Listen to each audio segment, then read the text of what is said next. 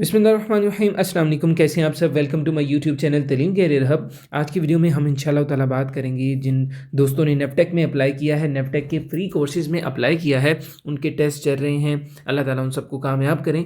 बात ये है कि उन टेस्ट के लिए जो सबसे इम्पॉर्टेंट चीज़ है वो कंप्यूटर है। कंप्यूटर का पार्ट बहुत ज़्यादा इंपॉर्टेंट है, तो इसलिए हम इंशाल्लाह ताला कंप्यूटर के पार्ट को कवर करेंगे। इंपॉर्टेंट एमसीक्यूज़ मैं आपके सामने रखूँगा इंशाल्लाह ताला, वो आप देखिएगा। एमसीक्यूज़ और थ्योरी दो चीज़ें हैं। कुछ थ्योरी भी मैं आपको आपके सामने रखूँगा। वैसे जो क्वेश्चंस हैं वो एमसीक्यूज़ की शक्ल में ही आते हैं। मैं थोड़ी सी थ्योरी भी आपको बता दूँगा, तो उन्हें फिर हमने एमसीक्यूज़ में ही कन्वर्ट करना है। बात एमसीक्यूज़ की ही होती है, असल चीज़ एमसीक्यूज़ ही है जो आपकी थ्योरी से कवर हो जाएंगे। इंशाल्लाह ताला मैं आपको थोड़ा थोड़ा बता दूँगा।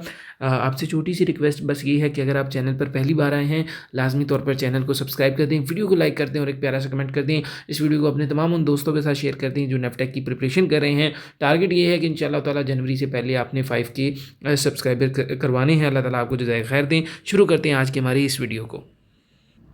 सबसे पहली जो हमारी स्लाइड है वो है general hardware and software, basic concepts and systems. सबसे पहला जो एमसीक्यूज़ बनता है वो बनता है what is the full form of RAM. RAM की फुल फॉर्म क्या है? तो रैम की फुल फॉर्म है random access memory. Random access memory इसकी फुल फॉर्म है। रैम का इस्तेमाल कहाँ कहाँ होता है? रैम मोबाइल में भी होती है, रैम कंप्यूटर में भी होती है। रैम क्या है? रैम एक आर्जी समझ लें याददाश्त है कंप्यूटर की। ये आर्जी याददाश्त है जहाँ पर आपका डाटा आर्जी तौर पर स्टोर होता है। जैसे ही कंप्यूटर शट डाउन होता है वो सारा मिट जाता है। देखिए ये काम कैसे करता है। मिसाल के तौर पे आपके पास एक मोबाइल है, आपने क्रोम ब्राउज़र ओपन किया, उसके बाद बंद कर दिया, व्हाट्सएप ओपन की, बंद कर दी, फेसबुक ओपन की, बंद कर दी। अब आपने दोबारा जैसे ही क्रोम ब्राउज़र जो सबसे पहले ओपन किया था, जैसे ही वो दोबारा आप ओपन करेंगे तो वो वहीं से ओपन होगा। तो आखिर ये स्टोर कहाँ पे था? ये स्टोर था रैम में, या आपकी रैम में स्टोर था। जितनी रैम ज़्यादा होगी उतनी ही स्पीड फास्ट होगी मोबाइल की भी, उतनी ही स्पीड फास्ट होगी आपके कंप्यूटर की भी। इसलिए आपको पता है जब कंप्यूटर भी स्लो होता है तो कहते हैं आप रैम भी बढ़ाएं, और रैम भी एसएसडी का मशवरा दिया जाता है क्योंकि वो थोड़ी फास्ट होती है। जितनी रैम ज़्यादा होगी उतना आपका क्योंकि आपने जितने सॉफ्टवेयर्स खोलने होते हैं वो सारे रैम में स्टोर हो रहे होते हैं। उसकी याददाश्त में जो कि टेम्परेरी होती है ना, आर्जी, उसमें ये चीज़ें सेव हो रही होती हैं। ये होती है रैम और इसकी फुल फॉर्म है रैंडम एक्सेस मेमोरी। इसे मेन मेमोरी के नाम से भी जाना जाता है। आगे आ जाएं, which device is used to input data into a computer. कौन सी डिवाइस है जो इनपुट डाटा करने में कंप्यूटर में मदद देती है? तो इनपुट डाटा के लिए जो इस्तेमाल होने वाली है वो है keyboard, mouse, scanner, microphone are also input devices. ये सारी इनपुट डिवाइसेस हैं। इनपुट डिवाइसेस होती क्या हैं? देखिए बात सुने। इनपुट डिवाइसेस होती है जैसे कि सबसे पहले कीबोर्ड। जैसे कि मिसाल के तौर पे मैं आपको कहता हूँ मुझे पानी ला दें, तो ये इनपुट है, ठीक है। मैंने आपको कहा, मैंने आपको कमांड दी, मैंने आपको हुक्म दिया। अब आपने क्या किया? अब आपने मुझे वो आउटपुट देना है। आप जाएंगे, आप पानी का गिलास मुझे ला देंगे। मैंने इनपुट आपको ऑर्डर दिया और आपने आउटपुट में मुझे पानी का गिलास ला दिया। इसी तरह कीबोर्ड से हम इनपुट में दूंगा, मैं कुछ भी लिखूंगा, हाई लिखूंगा, और उसका मुझे आउटपुट मॉनिटर पे मिलेगा, स्क्रीन पे मिलेगा, ठीक है। लिखा कीबोर्ड पे और आउटपुट मुझे स्क्रीन पे मिला। माउस के ज़रिए मैं किसी भी जैसे कि मैं एक पिक्चर को ओपन करता हूँ, माउस के ज़रिए क्लिक करता हूँ, आउटपुट मुझे कहाँ मिलेगा? वो पिक्चर ओपन हो जाएगी, मॉनिटर पे मुझे आउटपुट मिल रहा है। तो ये आउटपुट मुझे स्कैनर में, मैं कोई पिक्चर रखता हूँ तो वो स्कैन होके आ जाएगी। मैं माइक्रोफोन, ये सारे इनपुट हैं। ये सारे क्या हैं? इनपुट हैं। और आउटपुट डिवाइसेस जो हैं उनमें आउटपुट डिवाइसेस में स्पीकर भी शामिल है, ठीक है। जैसे मैं कोई भी माउस के ज़रिए क्लिक करता हूँ, एक सॉन्ग पे क्लिक करता हूँ, तो ये इनपुट है। तो आउटपुट मुझे ये मिलेगी कि जब वो सॉन्ग प्ले होगा, वो सॉन्ग चलेगा, तो उसमें से जो आवाज़ें आएंगी वो आउटपुट होगा मेरा, ठीक है ना। ये इनपुट और आउटपुट मैंने आपको बता दिया। आगे हम देख लेते हैं, which is an example of system software. System software की मिसाल दें। मिसाल के तौर पे आपने एक नया लैपटॉप ख़रीदा है, आपने लाके रखा है, तो सिस्टम सॉफ्टवेयर क्या होगा? जब तक आपको कहते हैं ना, सबसे पहले आप लैपटॉप लाते हैं तो आप उसमें सबसे पहले सॉफ्टवेयर करवाते हैं। आप कहते हैं इसमें विंडो करवा लो, अदरवाइज़ ये नहीं चलेगा। तो सबसे पहले उसमें क्या करते हैं? विंडो। बगैर विंडो के लैपटॉप नहीं चलता। तो सिस्टम सॉफ्टवेयर की सबसे बेहतरीन मिसाल क्या है? विंडो 10, विंडो 11, विंडोज़ 7, ये सारा क्या है? System software. इसी तरह लिनक्स और मैक ओएस, ये भी क्या है? ये भी सिस्टम सॉफ्टवेयर की मिसालें हैं। नेक्स्ट क्वेश्चन है विच पार्ट एग्जीक्यूट्स इंस्ट्रक्शंस, कौन सा हिस्सा है जो हदायत पर अमल करता है, यानी आप उसे कुछ कहते हैं तो उस पर वो अमल करता है, तो वो है सीपीयू। सीपीयू की फुल फॉर्म है सेंट्रल प्रोसेसिंग यूनिट, और इसे कंप्यूटर का दिमाग भी कहा जाता है, यानी ब्रेन ऑफ कंप्यूटर भी कहा जाता है। Also called brain of computer. किसे कहा जाता है? सेंट्रल प्रोसेसिंग यूनिट, यानी कि सीपीयू को, जो हदायत पर अमल करता है। ठीक है, जैसे हमारा दिमाग है, आपको कुछ भी मैं कहता हूँ पहले आप सोचेंगे फिर अमल करेंगे, इसी तरह सीपीयू भी कंप्यूटर का दिमाग है। इसे आप कोई भी डाटा देते हैं, ये उस पर अमल करता है, उसका तज्जिया करता है, फिर सारा काम करके आपको देता है। नेक्स्ट क्वेश्चन की तरफ आ जाएं।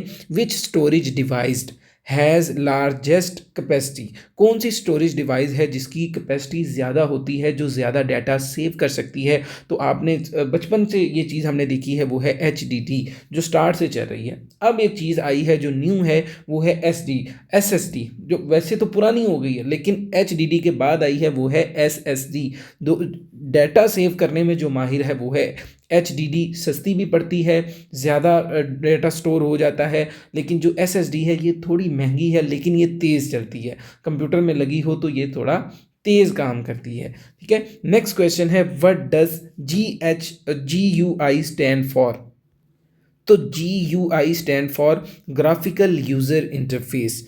नेक्स्ट क्वेश्चन है the smallest unit of data in a computer, कौन सा है? इसका जो आंसर है वो है बिट।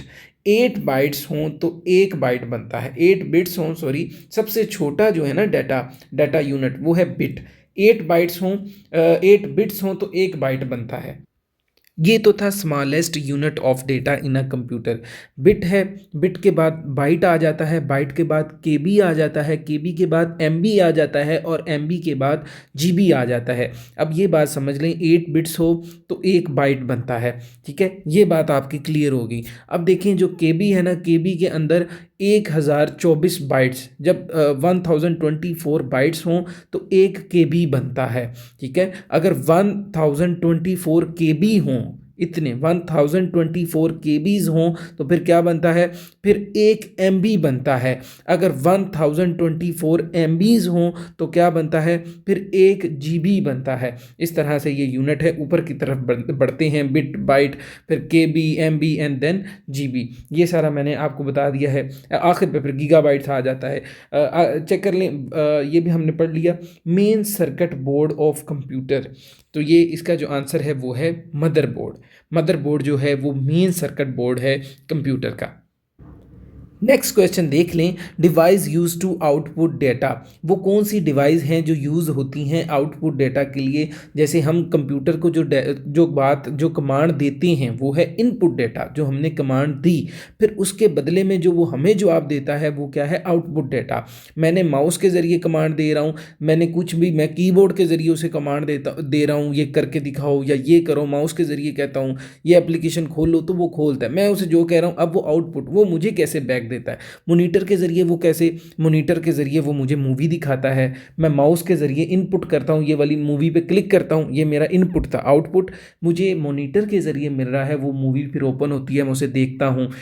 माउस के ज़रिए मैं इनपुट करता हूँ, फ़ोटो पे क्लिक करता हूँ, आउटपुट मुझे कहाँ मिलता है? मॉनिटर की स्क्रीन पर फ़ोटो ओपन होती है, मूवीज़ ओपन होती हैं, फाइल्स ओपन होती हैं, ये सारा आउटपुट मुझे मॉनिटर दे रहा होता है। प्रिंटर पे आप क्लिक करते हैं तो प्रिंटर से क्या प्रिंट होकर, फिजिकली प्रिंट होकर चीज़ें आ रही होती हैं। प्रिंटर हमें आउटपुट देता है। स्पीकर्स आउटपुट देते हैं, कैसे देते हैं? हेडफोन्स आउटपुट देता है। हेडफोन्स कैसे देते हैं? आप सॉन्ग पे क्लिक करते हैं तो सुनते कहाँ पर हैं? आउटपुट कंप्यूटर कहाँ पर देता है? आपके स्पीकर्स पर। कहाँ पर देता है? आपके हेडफोन्स पर। नेक्स्ट क्वेश्चन है, आप जल्दी से देख लें। Device required to read CD and DVDs, ये कौन सी है? ये है ऑप्टिकल ड्राइव। ठीक है, नेक्स्ट आप देख लें। नेक्स्ट क्वेश्चन है, होप सो आपको ये चीज़ें समझ में आ रही हों, अच्छे से मैं एक्सप्लेन करने की कोशिश कर रहा हूँ।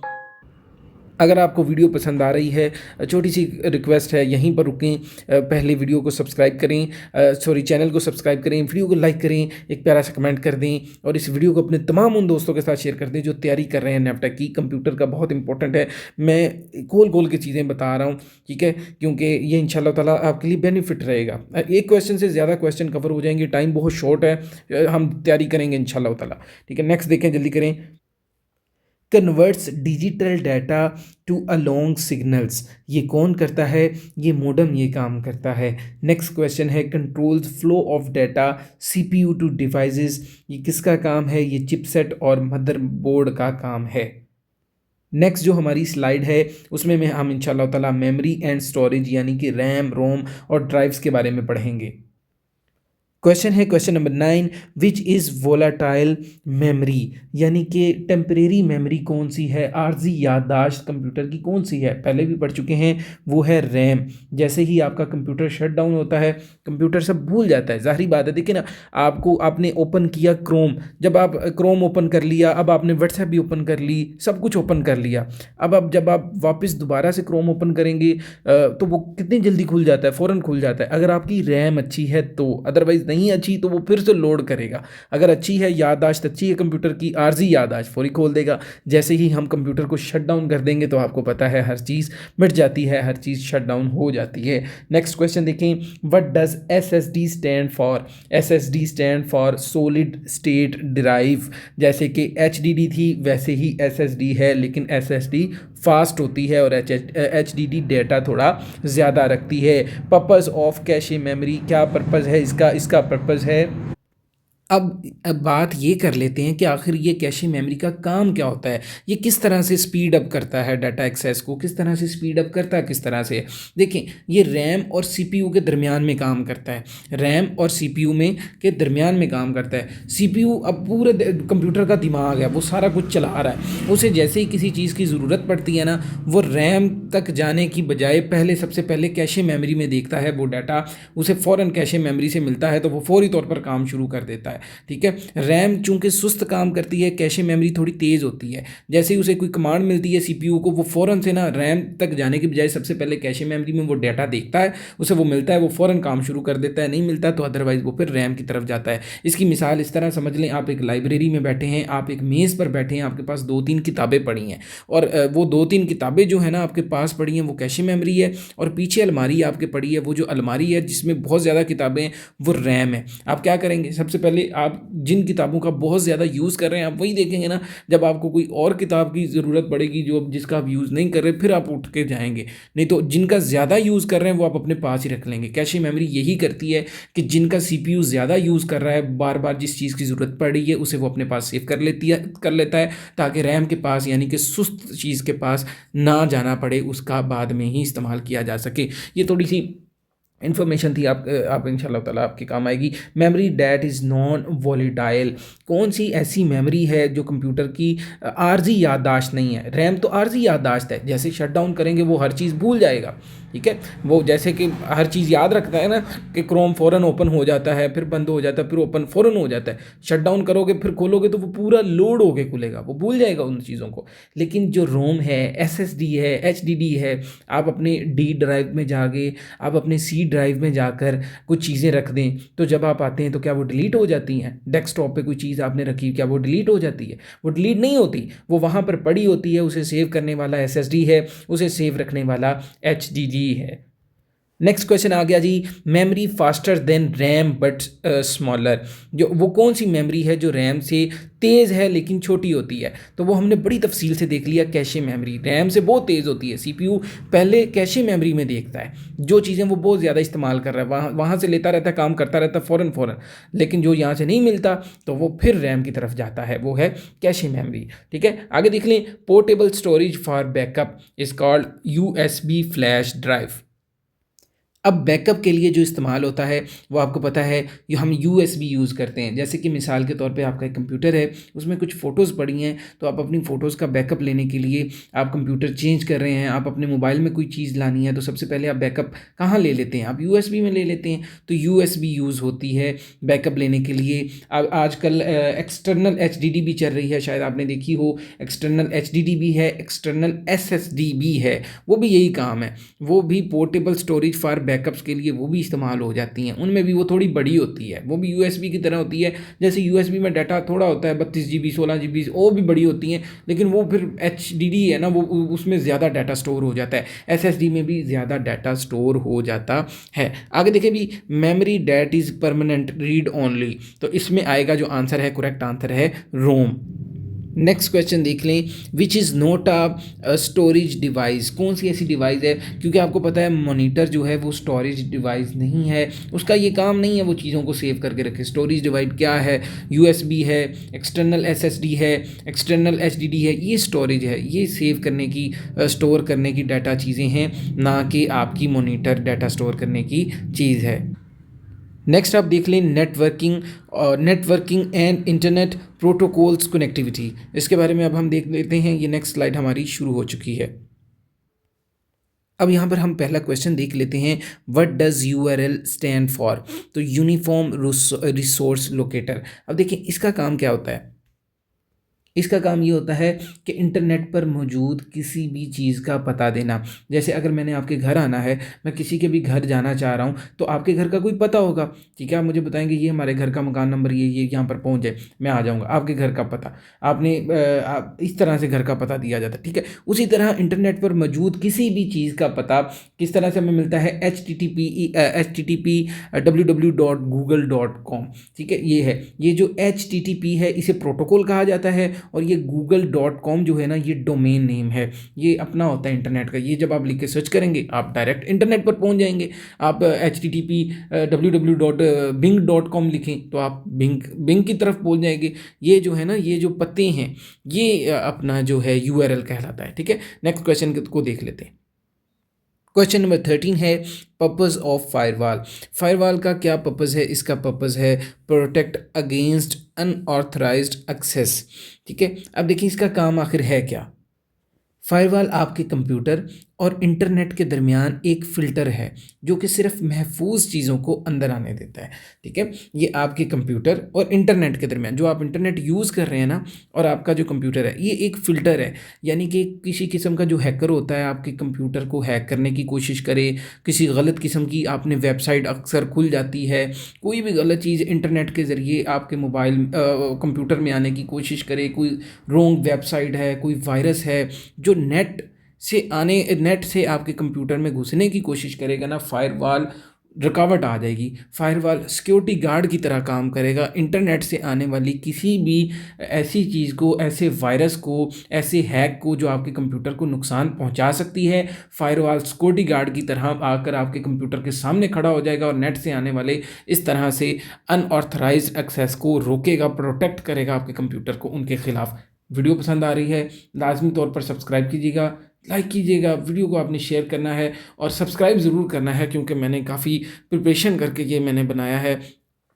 काफ़ी पहले मुझे पढ़ना पड़ा है, तैयारी करनी पड़ी है, क्योंकि ये इंशाल्लाह ताला ये बहुत इंपॉर्टेंट है, कंप्यूटर बहुत इंपॉर्टेंट है। इसलिए कुछ मेरा नॉलेज भी था, तो कुछ मैंने इसे अच्छे से देखा भी ताकि मैं आपको अच्छा बता सकूँ, ठीक है। वीडियो गालबन लंबी हो चुकी है, 18 मिनट की हो गई है, तो आपसे छोटी सी रिक्वेस्ट है, लाजमी तौर पर सब्सक्राइब कर दें, लाइक कर दें और वीडियो को शेयर कर दें तमाम दोस्तों के साथ। एक दफ़ा देख लेते हैं कितना पड़ा है। पड़ा तो अभी काफ़ी ज़्यादा है। चलें इंशाल्लाह ताला इसे नेक्स्ट पे रखते हैं। मैं एक और पार्ट बना देता हूँ, ये वीडियो बहुत ही लंबी चली जाएगी, हम इतनी लंबी नहीं कर पाएंगे, ये बस हो गई है, इतनी लंबी नहीं हो सकेगी, माजरत के साथ। नेक्स्ट देख लें, what does HTTP stand for. मैं इसे यहाँ पर छोड़ूंगा, यहाँ पार्ट 2 पे चलेंगे इंशाल्लाह ताला नेक्स्ट वीडियो में। आज तक मैं आज यहीं पे छोड़ूंगा। What does HTTP stand for. तो HTTP stand for hyper text transfer protocol secures, ठीक है। Example of search engine. Search engine की एग्जाम्पल्स हैं, जैसे कि देखिए ना, सर्च इंजन क्या है। आप कोई भी चीज़ सर्च करनी हो तो आप कहाँ से सर्च करते हैं, जैसे कि ये देखें, ये सर्च इंजन है। ये अब क्या है, ये गूगल का सर्च इंजन है। कोई भी चीज़ सर्च करनी तो आप यहाँ से सर्च कर सकते हैं। ये आपके सामने इस टाइम एग्जाम्पल मौजूद है, तो ये सर्च इंजन है। ये किन का था, गूगल का था, याहू का भी है, और इसी तरह बिंग का भी सर्च इंजन है। यहाँ से जहाँ से आप कोई डाटा सर्च करते हैं, जैसे आप सर्च करते हैं कंप्यूटर नोटबुक, तो आप कहाँ से सर्च करेंगे, सर्च इंजन थे, ठीक है। ये आज की हमारी ये वीडियो थी। आपसे छोटी सी रिक्वेस्ट है, लाजमी तौर पर ये देख लें, आप टाइम भले देख लें, रात के 2 बज रहे हैं, ये रात के 2 बज रहे हैं, सुबह के 2 नहीं बज रहे, दोपहर के नहीं है, रात के 2 बज रहे हैं। लेकिन आपके लिए ये मैंने वीडियो बना दी है ताकि आपकी प्रिपरेशन हो सके और अच्छी वीडियो बना दी है इंशाल्लाह ताला। आपको यहाँ से सीखने को ज़रूर मिला होगा। अच्छी अच्छी चीज़ें मैंने बता दी हैं। लाजमी तौर पर ये है टारगेट, बस ये है 5K करवा दीजिएगा इंशाल्लाह ताला। आप करवा सकते हैं। अल्लाह ताला आपको जज़ाए खैर दें, आपके लिए आसानियाँ पैदा फरमाएँ। ठीक है, थैंक यू सो मच। मैं आपसे इंशाल्लाह ताला कल ही मिलूँगा। ये कुछ डाटा रह गया है ये मैं आपको बता दूँगा। उसके अलावा थ्योरी का भी मैंने आपको बोला था, तो ये थ्योरी की चीज़ें हैं, ये भी मैं इंशाल्लाह ताला आपके साथ कुछ डिस्कस कर लूँगा। ठीक है, तो आपका ये जो कंप्यूटर है ना, ये 2 पार्ट में बनेगा, लेकिन बन बड़ा अच्छा जाएगा इंशाल्लाह ताला। आपकी अच्छी तैयारी कंप्यूटर की हो जाएगी। ठीक है, थैंक यू सो मच, जज़ाकल्लाह खैर। दुआ में याद रखिएगा। अल्लाह ताला आपको जज़ाए खैर दें। फ़ी अमानिल्लाह।